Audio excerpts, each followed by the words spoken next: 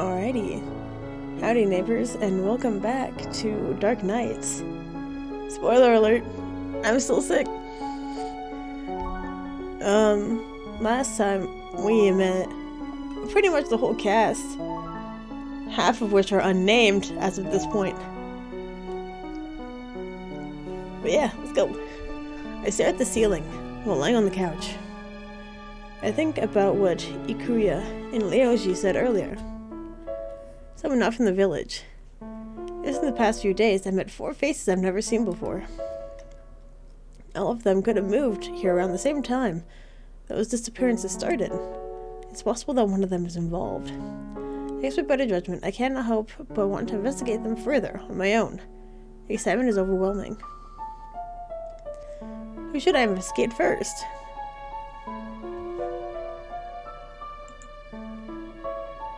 I mean, come on. A broken mirror. He really was suspicious. And which one pops into my head? Yes. Could be him. He was acting pretty weird after all. I told him not to come back, but I wonder if there's a chance of encountering him again. I should be able to find him, even how small the village is. I tried to recall his appearance, but he didn't have any unique features. Now that I think about it, however, he had a strange sense of fashion. I have never met anyone who dressed the way he did. Oh well, no use fretting over the small detail. I'm sure I'll recognize him if I see him again. Chapter 1. Visits. The next day I wake up from a strange dream about a brown-haired guy from yesterday. He waved at me with a blood-stained hand, and then whispered, "It's our secret." I don't remember what happened after that. Even though it's just a dream, it worries me. Maybe my mind is filled with thoughts about everything that's been happening recently. I scratch. Fuck! I scratched my head and I sighed. He was just a weirdo. If he had been a murderer, he would have killed me the moment that we met. After taking a few deep breaths, I eventually calmed down and crawled out of my bed. I'm ready to leave for school. As usual, when I arrive at school, Ikuya greets me with an enthusiastic smile. We chit-chat a little before Ryoji joins us. I notice he is unusually moody. And Ryoji, what's wrong? Hesitates for a bit, then eventually sighs. Rumors about the murders are making me sick. These people are just spreading lies. Just because the investigators haven't solved them yet, people assume they are slacking off. The whole procedure doesn't happen in a day. People think solving a crime is so easy. I'm about to make it so easy. Put fucking cops to shame. And people are even claiming the cops are involved with the murders themselves. Well, are they? All the nonsense is making it harder for us. I feel especially bad for my dad.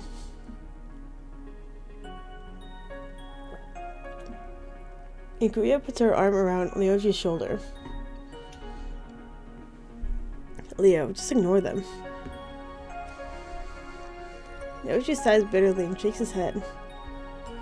Even my friends are complaining about it. I can't stand to listen to them. At least you have 2 good friends at your side. Which ones are you talking about? Ikuya crosses her arms and looks at Ryoji. You don't consider us your friends. Let me think. Ikuya punches Ryoji. Stop, I was kidding. To be honest, the murder cases have made me curious. Nothing like that ever happened before. Good! The village is peaceful and not very exciting. Every day is the same as any other. Like time we around after midnight. But now the disappearances and murder cases have changed that. Despite that, I am not pleased by these events. If I can, I would like to find the culprit behind them. On my way home after classes, I kept thinking about the guy who broke into my room. It still bothers me. I do not know how or why he did it. Just then, I hear a familiar voice calling my name, bringing me out of my thoughts. Ryoji! Hey, are you ignoring me? I turned to see Ryoji right behind me. A little surprised, I stepped back. How long have you been there? Ryoji rubs the back of his neck and raises an eyebrow. Not long. Geez, you should pay attention to your surroundings. Lay your guard down and some creep might attack you. I mumble to myself, then shake away the image of a particular creep in mind. What? Never mind. Move closer, hitting his arm playfully. So what are you still doing here? Aren't you going home? Well, I'm wondering if you wanted to walk home together. Oh, hell yeah! Your suggestion catches me off guard. It's been months since we walked home together. The OG has been so busy with club activities that I barely see him after class. Doing it again after so long would be nice. Of course. We walk home side by side. I don't know what we could talk about, mostly because I'm not sure what he's been up to recently. There are many things I can ask. We should have club activities after school. I decided to skip them today. I feel too tired to stay at school any longer. Besides, it feels like we haven't talked much lately.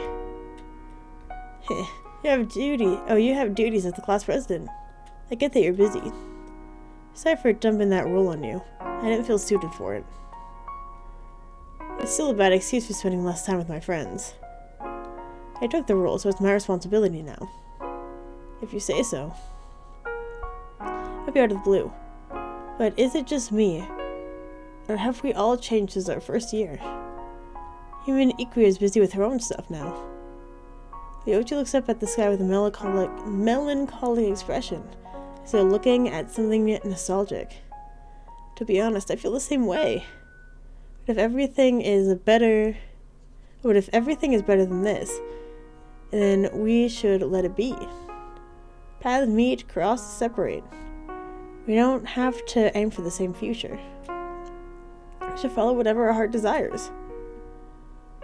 You must be joking. The games I know doesn't let go of relationships that easily. Maybe I've changed. Well, with me, you haven't changed at all. You're saying that now, but I think you and I feel the same way. I'm sorry for my attitude. I got too caught up in things and forgot what I really want to do. It could be that you left me be because you thought it was the best for me. I miss old times with you and Ikuya. We should hang out together again like we used to. Yeah. You don't have to apologize. It's not like anyone is at fault. It's been a while since I've seen this side of Ryoji. Walking home with him brings back memories. I didn't think he cared so much about our friendship. All this time, I try not to get in his way. Perhaps I was the one who didn't try hard enough. Because Ryoji lives farther than I do, we part ways when we reach my neighborhood, and I walk the rest of the way home by myself. I'm home. Obviously, there's no reply, but I still did it out of habit. I do that when I come home, and then it's just my cat, but I still say that. Because she is precious and she is my baby. I feel hungry, so I think about preparing dinner right away. What should I make today? Something easy like sushi. Or should I go for curry? Let's see what I have. As I enter the kitchen, noises from upstairs make me freeze. Fucking assholes back in my house! I sense the doors opening and closing. Could have been the wind, but because of the rumors, I'm extra cautious. Could be the stalker again. It's strange, but I'm sure that I locked all the windows today. I take an umbrella to defend myself and steadily move upstairs. I peek through the railing and notice the lights on in my room. My heart is beating rapidly as I hold my weapon tightly. I'll show whoever it is that they're messing with the wrong person. Slowly I move closer and press my back against the wall beside the door. I strain my ears for footsteps. I think I can figure out their position. Suddenly, someone walks out of my room. They seem like they're about to leave. They continue heading toward the stairs, having not noticed me. Hold my umbrella firmly and lunge with the person's steps within my range. Stop it, I'm not. Ow! His voice is familiar, so I pull back. Only in the darkness, I manage to find the hall light switch. First thing I see is a guy wearing a brown cap facing away from me. And I immediately realize the same person who broke into my house the other day. Come to steal again, huh? I told you not to let me see your face ever again. You're not looking at my face. Fucking asshole. The guy turns around, keeping his distance from me. I raise my umbrella again, but he grabs it before I could do anything else. Let go, pervert. He leans closer and covers my mouth with his hand. With force strong enough to push me back against the wall. First of all, my name is not pervert. It's Corrado? Second, you shouldn't scream at night. Your neighbors will think that you're being assaulted. Give him a sharp look. It's not obvious what he's doing right now. Don't look at me like that. Believe it or not, I'm here to protect you. I raise my eyebrow. Yeah, sure, by pinning me against the wall. I try to speak, but my words are muffled. He tilts his head, unable to make out anything I'm trying to say. I'll take my hand off so you can talk, but only if you promise not to scream. Oh my. Oh, this is not where I thought this was gonna go. Not slowly, and he releases his grip. Hold on, you're saying that you broke into my house and assaulted me? To protect me? I didn't actually break in. Without permission, it counts as breaking in no matter who does it. He lets out a deep sigh and steps back. I cross my arms away for a better explanation.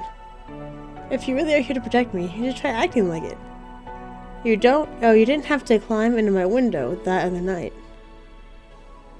It was hard to reach you, so I had to improvise.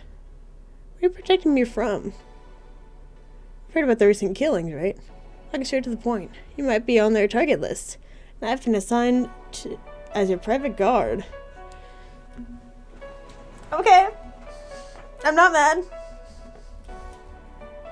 I am not mad. I mean, why would I be? Oh my. I shake my head and hold out my hand. Show me proof that you're actually a private guard.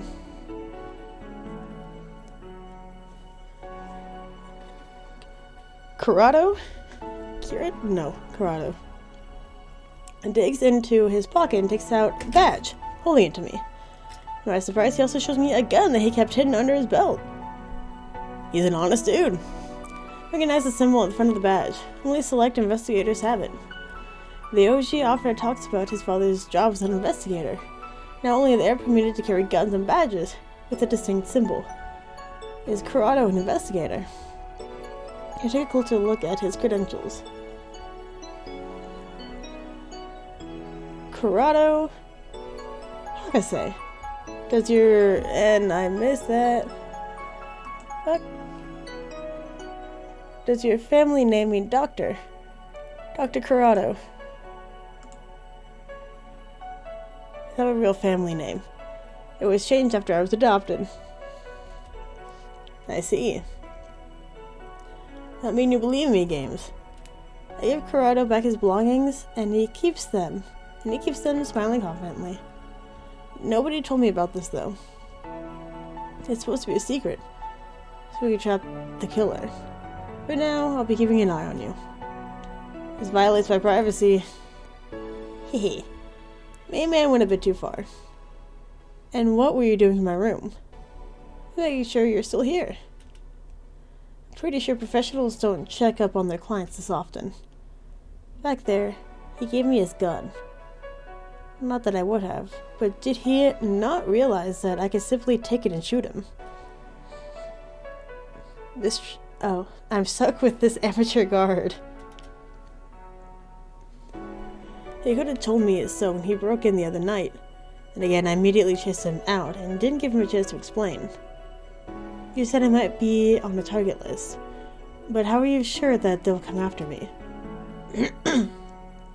The murderer seems to be interested in this neighborhood. The rest of my team are looking after other residents. I'm sure this is shocking, but don't worry. I'll protect you. Corrado thinks I must be scared, but instead I look up at him and grin. This is the perfect opportunity. I never knew the murderer would be so close. If I could catch him. If you're watching out for the murderer, then you'll be involved sooner or later. That means you have a chance to solve this case.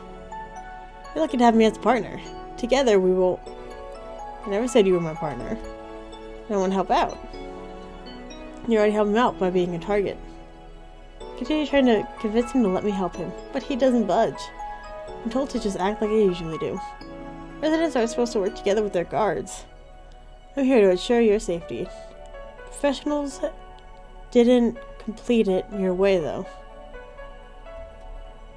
You should be thankful that you even have a guard. I'm surprised an amateur like you is an investigator. I don't have a good first impression of you, but I should judge a book by its cover. I don't expect much, but do your best. I guess I'll take that as a compliment. I give him a nonchalant look and shrug. Thank you for explaining the situation to me. If you'll excuse me, I'm going to sleep. I might as well go home. My children are going to watch you closely. Watch me... closely? Corrado looks around uncomfortably, rubbing the back of his neck. I do not get why he's still hanging around. They're asking what's bothering him. Like I asked last time, can I stay here? My jaw was dropped after hearing this. I put my hand on my face and take a deep breath. He's still insistent about this. I guess not a joke. If I allow him to stay, it might make his job of protecting me easier. Still, it's unbelievable that a guy like him was assigned to me. I might actually be safer without him around. The thing is strange about Corrado. I just can't pinpoint what. I should get to know him better before jumping to conclusions. I decided to give him the benefit of the doubt and let him stay. Corrado was overjoyed for my decision, as if I saved his life. It's like a homeless person. I am. Sorta. I live by myself. I could barely pay the rent. You're brutally honest. Corrado laughed softly at my comment. Take another look at him. For a homeless person, I wonder how he got such a high position. It requires exponential grades and abilities to be an investigator. This guy before me got taken down by a high school girl with an umbrella. I don't think that's how it went. And hopefully I will not regret my decision. I sure don't.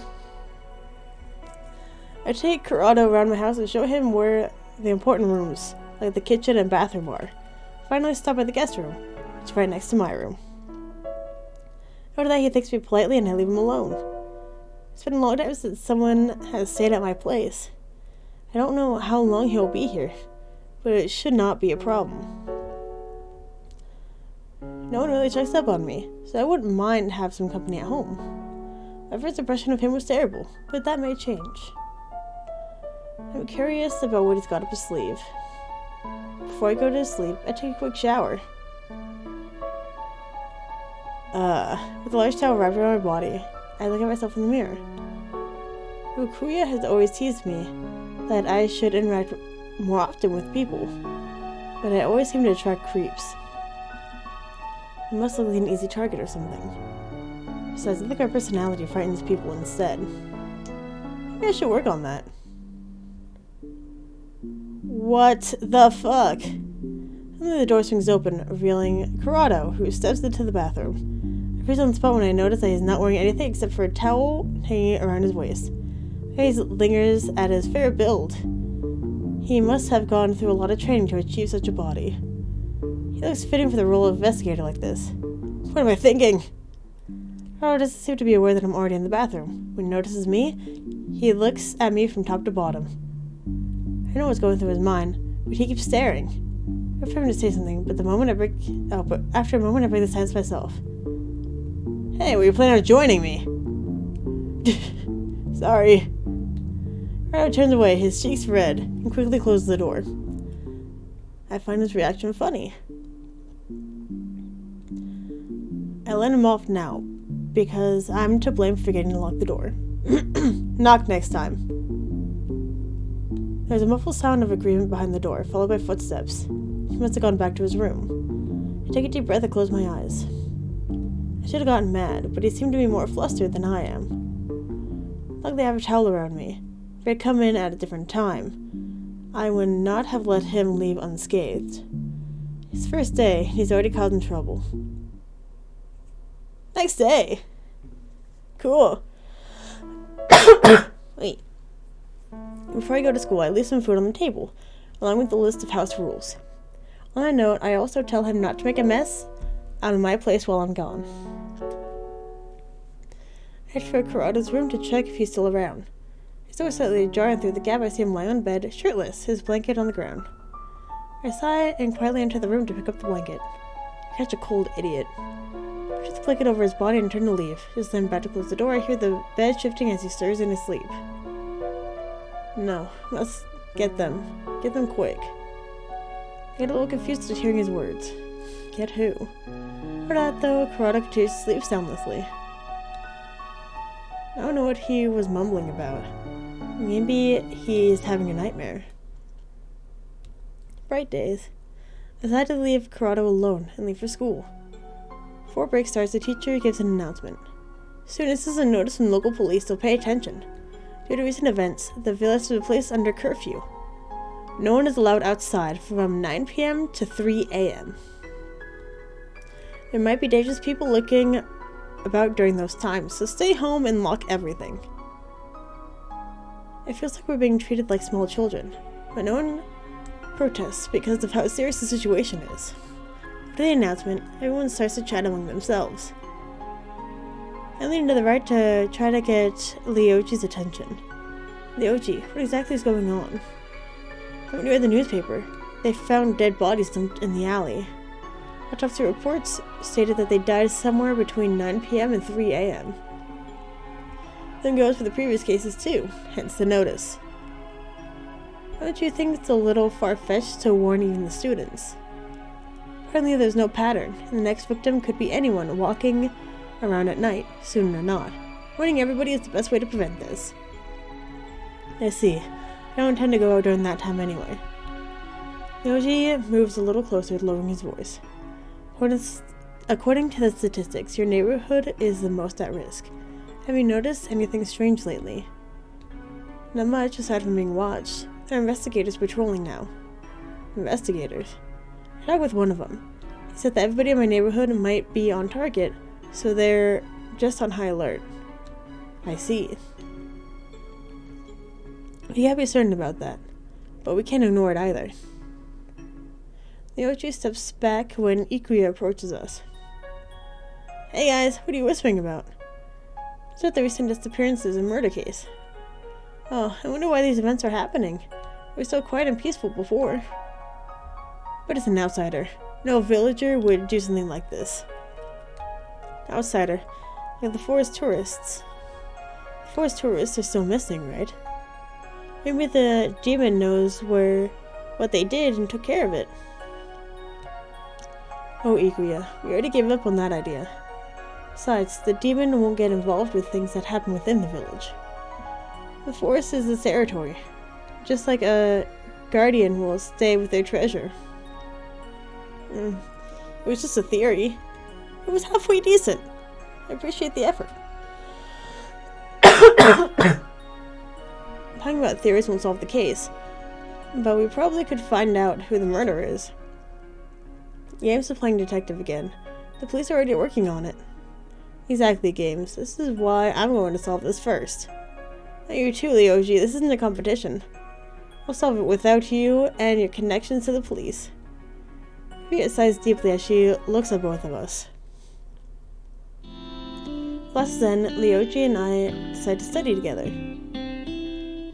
Since Kuroda is at home, in order not to disturb him, I think it's better to stay at Ryoji's place. I'm going to make yourself comfortable. Your place is smaller than I remembered. Ryoji chuckles at my comment and cleans up the table. It's been a while since you came over. You were a lot shorter back then. While I take a seat, he heads off to the kitchen. He must be getting snacks. I dump my books on the table. After looking through them, I realize I have a lot of homework today, mostly from history class. I guess Corrado has to wait a little longer for dinner. Wait, he isn't a child. He can take care of himself. I need to stop worrying about him. Let's see, I'll start with history. If there's any subject I'm bad at, it would be this one. For once, we're learning about something interesting. This chapter is about the village legends. Luckily, I'm with Ryoji today. He's more knowledgeable about this. You've got trouble with history again. Ryoji returns to the room carrying a tray. On it are cups of tea and plates of treats. She sits down in front of me, takes a seat beside me, and looks over my textbook. Mr. Blanchett gave some hints on the answers during his lecture yesterday. Oh, right, you were asleep. Fine, I'll help you with homework. The first section was related to our school. If I remember right, there was an incident. I also heard rumors floating about a ghost. The story of the school ghost has many variations. And I'll tell you the true story what the true story is based on. I found it at the police archives. Several decades ago, a boy was tortured and later murdered by his classmates in school. Only his legs were at the scene of the crime. They couldn't find the rest of him.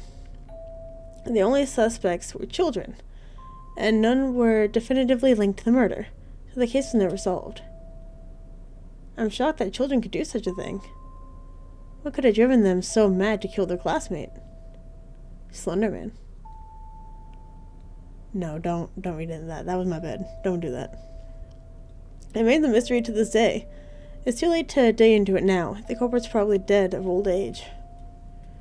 Anyway, they say the ghost of the victim wanders to school late at night. Because he has no legs, he basically crawls on the ground. When you hear shuffling sounds, he is nearby, or so the rumor goes. Is he an evil spirit that remains in the school for revenge? Probably. No one has seen him up close, but there are people who claim to have seen strange things through the windows from outside. The shuffling sound is hard to identify, too. It could have easily been something else. Take a sip of your gamer juice. For me today it's Pepsi. Oh, fuck yeah. That's interesting.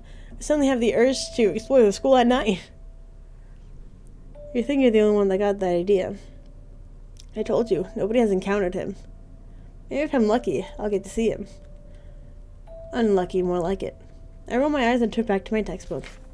The photo on the page, written in small text under the photo, in memory of Class 1E. Ryoji gives a brief description of the victim's appearance, especially the boy in the photo.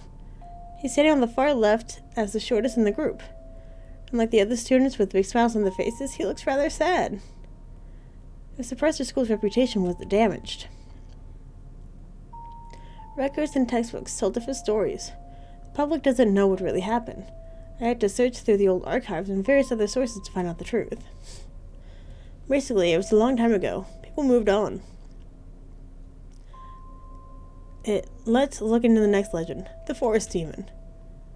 I heard a lot of things about this one, but they don't make sense. The legend gets mixed up because it seems people will believe anything they hear. Remember our trip a few days ago? That alone was enough to start unnecessary rumors. The villagers thought we were crazy to visit the forest after the missing tourist incident. Our teachers think it's nonsense. I'm still not sure what to believe. So what do you think about the forest? He just fucking said. You stupid bitch.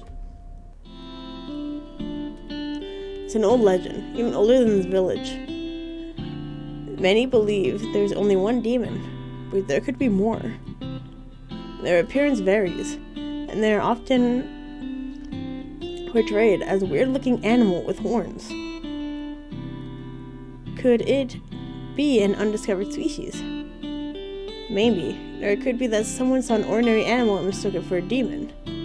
You can't really disprove something like that, and the description is vague enough, and it could look like almost anything. The legend says they're evil, devouring every person who enters the forest. The devouring part is not meant to be taken literally. A demon would take something from you, probably your soul.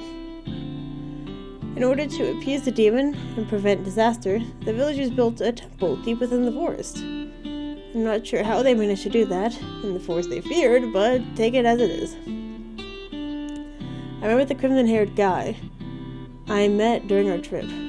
I asked Ryoji if there are people patrolling the forest. Nope, there's no need to do that every day. Doing this, I reconsider visiting the forest. We continue to chit-chat as we do our homework until the sun goes down. Thanks to Ryoji, I finished my history homework with ease. In return, I help him with the other subjects. As I leave Ryoji's place, it's already completely dark outside, but I still managed to get home by 9 p.m.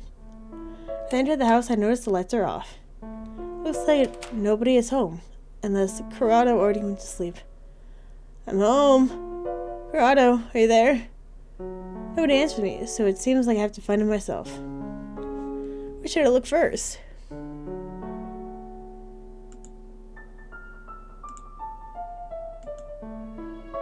The kitchen. I go to the kitchen and turn the lights on. He's not here. Where should I look next?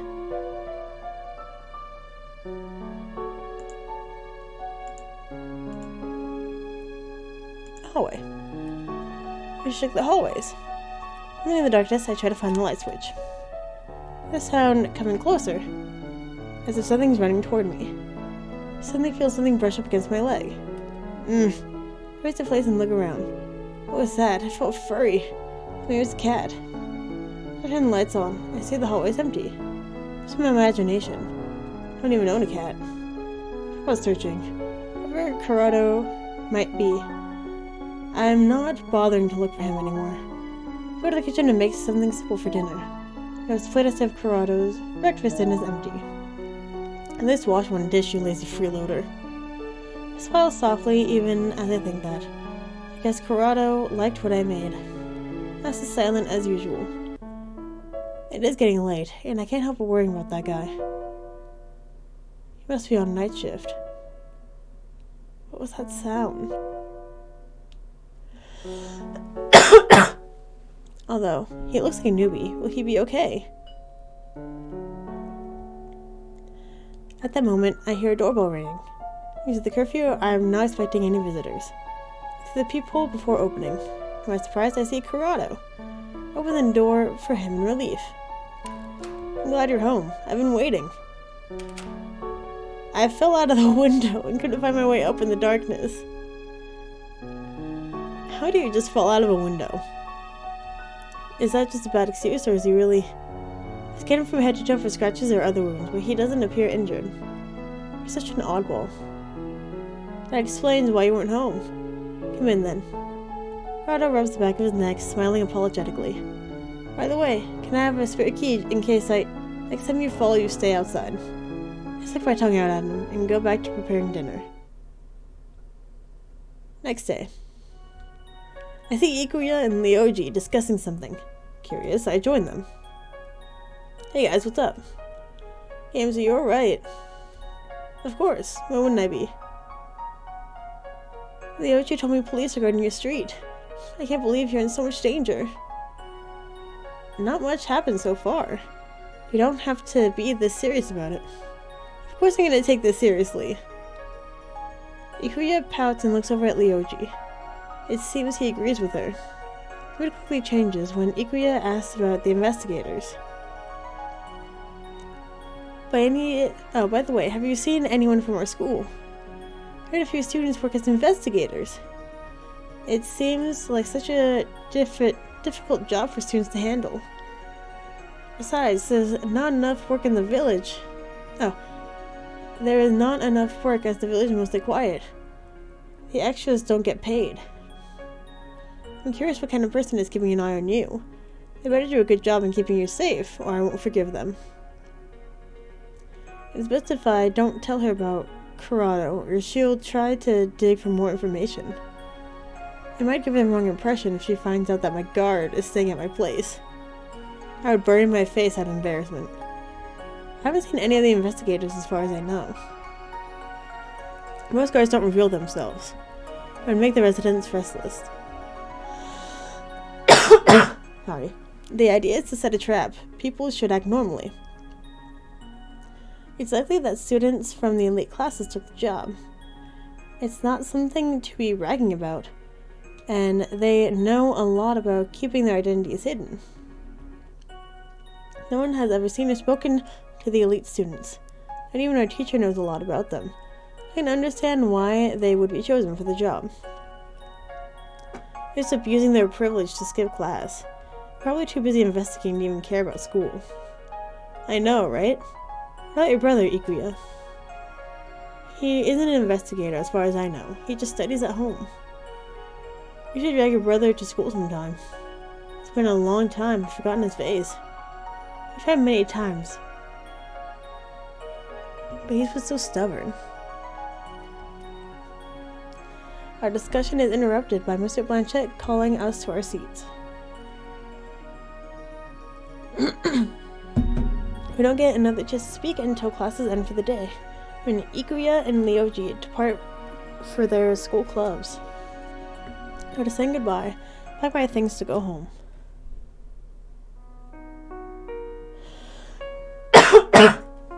Oy. On my way to the lockers, I find a handkerchief on the ground. His fancy design catches my attention, so I pick it up. The name embroidered on it. Roya K. I don't recognize it. Looks important. I should bring it to the Lost and Found office. Hey, that's mine. Oh my. The guy stands behind me. He's so tall that I have to look up at him. I notice his uniform design. He's not a regular student. I hand over the handkerchief as he reaches out for it. Roya, how do you... I'm a handkerchief. Thank you for returning it, Miss Games. Have we met before? Who knows? Roya shows a mysterious grin and leaves. I stare at his back until he disappears from sight. I've never met that guy before. How does he know my name? He is also the first elite student I've ever seen walking around school. I wonder why he's here today. Elite students sure are peculiar. I'm home. It's quiet as I enter my house. There's no answer, so I assume Kurata has gone out. Now my bag, I decide to head for the kitchen to prepare tea. It always calms me down after a long day. I pass by the living room and freeze, hearing soft breathing coming from the couch. Hey. Upon stepping closer, I notice that Kurata is lying there, his sleeping face looking peaceful. He must have worked hard today. I should let him be. When I return, Kurata is already sitting up, reading. He looks up from his newspaper. He woke up so quickly. Did I disturb you? Nah, I had a good nap. I made tea. Let me get you some. Kurata smiles appreciatively as I hand him a cup. I sit next to her and glance at what he's reading. It occurs to me that there are things about him I have yet to confirm. It's written on his badge that he attends the same school as me. Say, Kurata, do you really never attend class? What class do you in? Normally you get a penalty for being absent. Let's see. I think people call it the elite class or something. I almost spit out my tea upon hearing his answer. So you really are. Why are you so surprised? Because you look normal to me. That's supposed to be a compliment. I thought all elite students were supposed to be peculiar. Although nothing is really normal these days. I'm curious. I hardly ever see them at school. I'd rather hear what they're like from you than the rumors. Oh no, I haven't met anybody yet. Most of them were absent from the first day. If anyone else skipped a class, why wouldn't I? No, you didn't know about your own classmates. I just said. Not like I don't believe you. I just find it a bit strange. I guess they have their reasons. I do remember someone. There's one guy called Shane. He's an investigator like me, so I've seen him around. Do you guys get along? Sorta. But we're more like rivals. He's kind of reserved, doesn't talk a lot. You could say we're opposites, personality-wise. You're getting if you meet him. I bet he's short, just like you. Think of your classmates. Do you know a guy named Roya? A flicker of recognition crosses his face. I'm so sorry. I am coughing like right in your ear. I'm so sorry. Not what I want to do. That's what happens when you try to record when you're sick. Woo! A flicker of recognition crosses his face. You must be familiar with the name. Roya. Is he in my class? I'm not sure. Karada frowns, lost in thought. Even with a student from the elite class sitting beside me, I'm not close to getting answers. You should interact more with your classmates. Yes, Mom. I'm just trying to get you to socialize. You don't exactly look like the social butterfly either. Maybe you should take your own advice. I would change the subject, we're talking about you. Why don't you talk to an elite student yourself if you're so interested? Haha, I'm talking to one of them though. I spent the rest of the afternoon talking about school. Karada has been in the elite class since I was the first year. He had been too lazy to attend class during the time and was hardly ever around, which explains why I don't recognize his face when we first met. I have to admit, I wouldn't go to class either if the same rules applied to us.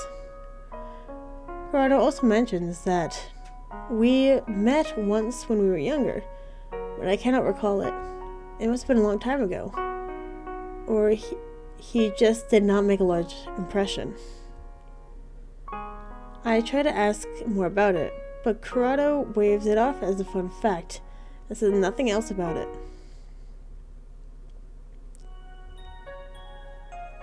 I didn't think you were actually serious. You should always take me seriously. Hell yeah. Karada rubs his head, looking around uncomfortably. I place my hands on his back and push him forward. Wearing the uniform, by the way. I last had is collecting dust in my locker, which I've forgotten the combination to. And the number.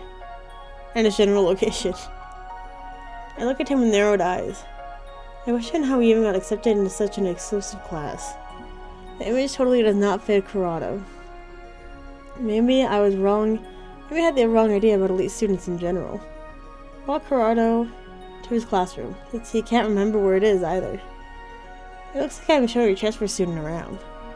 If I could take a turn in the hallway, I accidentally bump into someone. I stumble, but Karada catches me before I hit the ground. Hey, Chan. It's rare to see you here at school. What the fuck? Oh, God. Oh. I'm not gonna survive this game, you guys. God damn. Oh, hi, Chan. Makes sense if you barely show up. In my head, I glance up at to face the tall person in front of me. His light blue eyes look down into mine. His cold stare gives me chills, yet his gas mask is strange enough to draw my attention away from his eyes. This must be the person that Karada talked about yesterday. He looks more like a laboratory worker than a student. Sorry for bumping into you. It's fine. His deep voice is distorted due to his mask. It sounds creepy. If I were alone with him, I would not stay around too long. Karada moves forward and pats Shane on the shoulder. So what are you doing here? Shane glances down at Karada's hand and steps away from him. There's some business. You? Well, this kid's forcing me to attend class. At the comment, I puff out my chest and glare at Karada. He had said it in a joking tone, but Shane just keeps quiet, not finding it funny. There's not much for you to do here, though. Target has escaped. Target? Karada just nods in response, his expression unchanging. After those words, Shane takes his leave. It sounded like something important. I wonder what Shane meant. but I doubt Corrado would tell me about it. Why is Shane wearing a gas mask at school? It's not like the air here is bad. I don't know. Might be a fashion choice. The elite student's classroom is located in a different part of the school building. Even though there's no one in the hallways, it feels awkward standing around when I have no business being. Corrado, not wanting me to leave, asks to keep him company for a short while. I only say yes to satisfy my curiosity. I expect the class to be completely empty, but a lone boy sits in the corner, book in his hands. Oddly enough, he does not look older than 14. I look back at Corrado in confusion. We entered the wrong classroom. I look confused. We're in the right place. I remember my classroom at least. It's usually pretty empty. That boy is Keiichi, by the way. He looks young enough to be in elementary school. After abruptly putting his book down, the boy stands up and starts walking toward us. When he stops in front of me, I notice he's even shorter than I am. I can hear you. The answer is no. I'm just physically 14. And I'm an elite student. Keiichi answers all my questions at once with a straight face. Even Corrado remains speechless. Don't gossip about your seniors, or make random assumptions. Go back to your own classroom. This place is only for the elite. I turn to Corrado, who is sitting beside me. And you, if you're saying do not disturb me, I'm reading something important. The boy shoots me a fierce look that makes me freeze in place before he returns to his seat. Corrado, did you hear that? Corrado chuckles, patting my shoulder. Take it personally. Keiichi's always like that.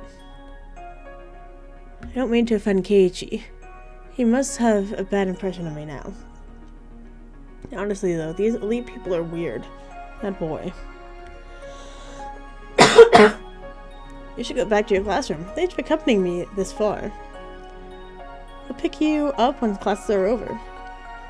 Actually, you could just wait for me by the lockers. Not that I'm embarrassed, but if Corrado comes to pick me up, my friends, especially Ikuya, will have endless questions. I will introduce Corrado to them one day, when the time is right. If you say so.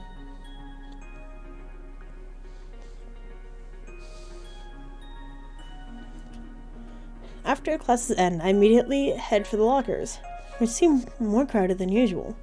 There's a group of people surrounding something. I can't see what. Even Ikuya is there. There's too many people. I can't find Corrado. Are you a transfer student? I've never seen you before. I go closer to see what's going on and instantly recognize Corrado in the center of the crowd. I cannot miss his dark beanie. What has he done to attract so much attention? Just because he's a normal-looking elite student? How do I reach him? When Corrado sees me, he smiles and starts pushing his way through the crowd. I self-consciously step back, trying to make myself stand up less. I turn around and walk out of the school. Games? Not so quickly, what's wrong? Wait, no, tell me you're jealous. Why would I be? Corrado chuckles at my reaction as he walks beside me. So, you had any fun in class? Keiichi and I were the only ones around. I was stuck with that brat the whole day. It wasn't fun at all. Why don't you try to socialize with him? He must be friends with a sharp-tongued little bookworm. I'm not a fan of children. Now they glare murderously at me. I can hear you.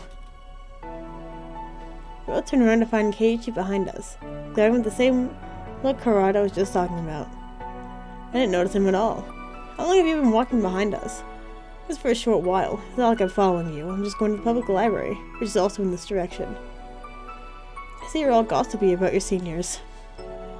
It seems like you don't take my words seriously. You're not even worth worth talking to. He stares at us blankly. I don't know if Keiichi is speaking to both of us or just me. Awkward air between us feels as thick as a brick wall. Corrado and I stand there, not knowing what to say, while Keiichi just keeps walking, ignoring us. I feel the tension fading away as he turns the corner. Cute as he is, he could be rather gloomy and difficult to handle. When we reach home, I settle in the living room couch and start doing my homework. Corrado just sits beside me, browsing through the newspaper like he has nothing better to do. Don't you need to study for the upcoming exams?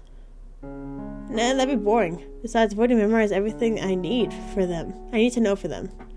Well, genius, you have nothing to do. Can you help me with history? Sure, what's your question? The legend about the school ghost. What do you know about it? That one's... Corrado rubs his chin while looking down at my textbook. His eyes glint after a moment. Something must have come to mind. A part of the story is real. The ghost of the boy sometimes appears around the school at night. So you believe ghosts exist? Who knows? Might even be around right now. Do you? The doorbell rings before I can answer. Putting my textbooks aside, I stand up to check it out. Oh, fuck! He scared the crap! God damn it! I'm not gonna survive. Chase scared the crap out of me twice. I stand outside the door to see Shane, standing outside. His unusual appearance startling me a bit. Can I help you? I'm looking for Corrado. Hey, bro. How do you know I was here? The man in question suddenly appears behind me, a cheeky grin on his face. Shane crosses his arms and raises an eyebrow, as though to say the answer should be obvious. Shane pointedly looks at me, drawing Corrado's gaze. Games, mind giving us a sec. We gotta talk about confidential work. Saying no isn't really an option, so I leave them be. However, I can't let the chance to eavesdrop slide. I am back around the corner, leaning against the wall. I can vaguely make out their conversation. Don't let your guard down. Something big might be happening soon. Things are going according to the schedule then. Thanks for the warning. So how's the target? Can't find him. Must be pretty skilled to escape from you. You should be cautious. I didn't expect them to show up at school. I should patrol that area too. Whatever you want. By the way, there's something I want you to do for me. Go stand there for a moment. Corrado starts whispering. I went too far to hear it clearly. I try to move closer, but then he speaks up again. The murderer is always slipping past us. I'm starting to think there might be more to them. It's just so easy for them to. It's like they're always one step ahead of us. Do you think one of our own is involved? Corrado's words are intriguing. I'm with the investigators. If that were the case, then who could be trusted? I hear nothing except Shane's deep sigh. It sounds a bit creepy through his gas mask. Even if it's one of our own, I won't hesitate. Fuck yeah! I won't hesitate, bitch! I know you won't. You never stray from your goals. I wish I had your resolve. Just then I hear the door opening. Shane must be leaving.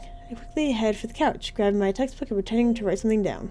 A few seconds later, Corrado returns to the living room. He takes one look at me and smiles mischievously.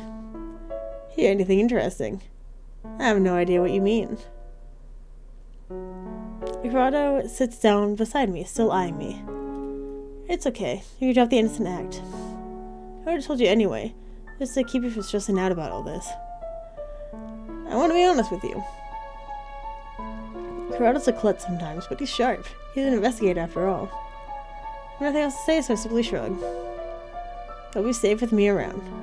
Actually, I'm more worried about missing out on the action. Nope. People like you should stay home. People like me. I mean regular, untrained people. Just stay at home and don't do anything unnecessary. I flushed out his comment. I understand his logic, but he makes it sound as though I would only get in his way. Well, he can't stop me from intervening if anything happens. My answer is no. No.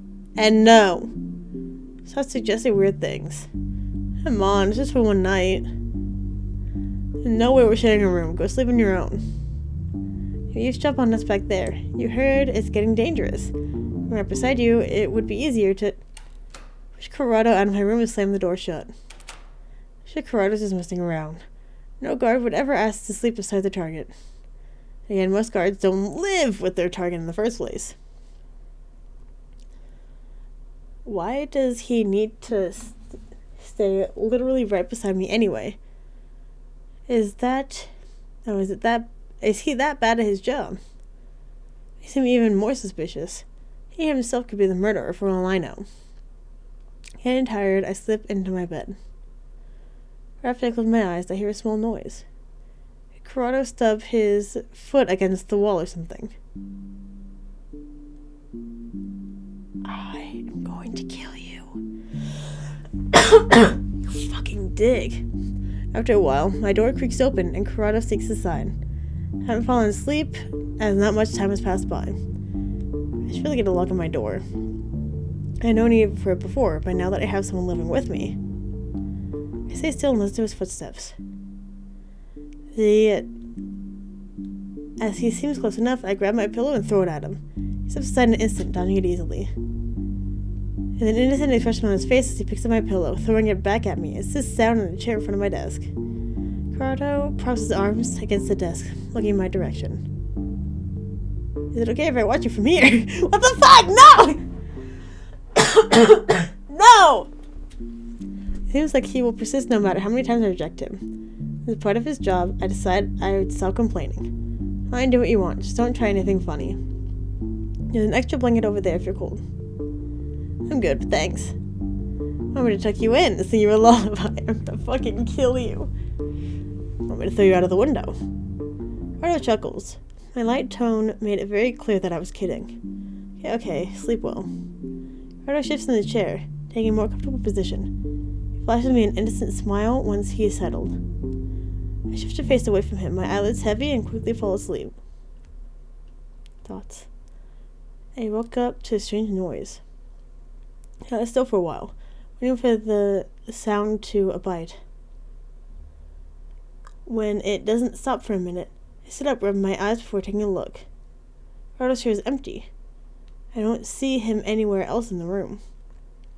Maybe he went to the bathroom.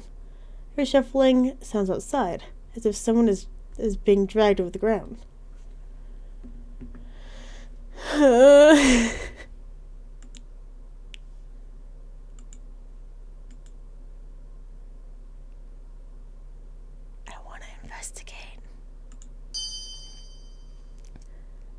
Probably, I just made the worst decision. Curious, I got out of bed and head for the door. I open the door, but see nothing in the darkness. The sound has already stopped, and I can't see well enough to determine if anything looks suspicious. Corrado, you there? I wait a moment, but there's no reply. I go to the next room and look for him. Finding it empty, I begin to grow nervous. He said he would guard me tonight. He couldn't have gone out, could he? I call his name again, but the silence answers me. I'm about to check downstairs. Before I could put a foot on the first step, I hear the shuffling sounds again. I hear creaks as though someone is on the stairs. I shut my eyes, curious about the figure that slowly approaches in the dark. What the fuck? Oh, shit! Oh my god! A boy is crawling upstairs with messy hair and a torn shirt and no legs. As if his legs have been chopped off. From this position, I cannot make out if it's real or an illusion. Both his hands are stained dark red. There's a trail of blood behind him.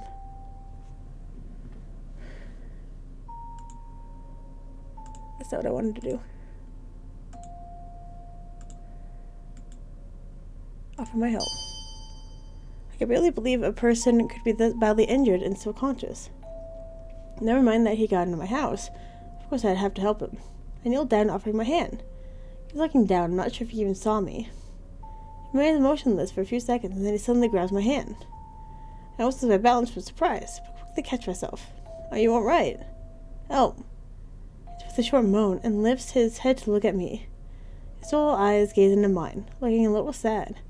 His face is paler than I expect, almost transparent. I gently pull him up the stairs, and his body rests against the wall. I notice his wounds are still bleeding. It's too realistic to be a prank. I'll get some bandages. Wait, please don't leave me alone. I stand up and he quickly grabs my hand before I can take a step. This is terrible. His ice cold fingers are trembling and his voice sounds weak. He shakes his head and squeezes my hand. I have no choice but to respect his request, despite the pool of blood forming around the stumps of his legs. As I assess his wounds, I realize that there's no way he could have entered my house in this state. I put my hand away and step back from him. Who are you? How did you enter my house? I am a ghost. The boy sighs and averts his eyes. I recall the story Leoji told me about the ghost boy, and realize he looks exactly like the boy in the photos I saw. He's legless too, just like the rumors. This is the British tale because of how they wrote rumors. The realization scares me and I stumble as I take another step away from him. It's so weird, isn't it? I died a long time ago. Now I'm just... Could you possibly be the school ghost? Oh, is that what they call me? I think I am. What are you doing in my house? I was looking for someone who could see me. Not a lot of people can. I need your help. His expression changes to a sad one again. His tone is serious. And I cannot... Oh, but I still cannot comprehend his existence. It would make more sense if it was a dream. I wonder why only I could see him. How can I help? Please come to the school. I'll be waiting for you. The boy smiles before his body vanishes into thin air. I stare at the spot he disappeared from, wondering if I will wake up from this bizarre nightmare anytime soon. What in the world? I'm so confused. Every trace of him disappeared, from the blood trail on the floor to the stains on my hand where he touched me. I recall the chill I felt when he touched me. What am I supposed to do? Where's my chance to reject him? If I try now, he might curse me. This might be the worst decision I've ever made. Right after I change the clothes, I leave the house. The streets are empty. It occurs to me that I should not be out this late. I'm already nearly at the school. And with that terrible decision from yours truly, I'm going to go ahead and end the episode here. So thank you very much for watching, and hopefully I'll see you later.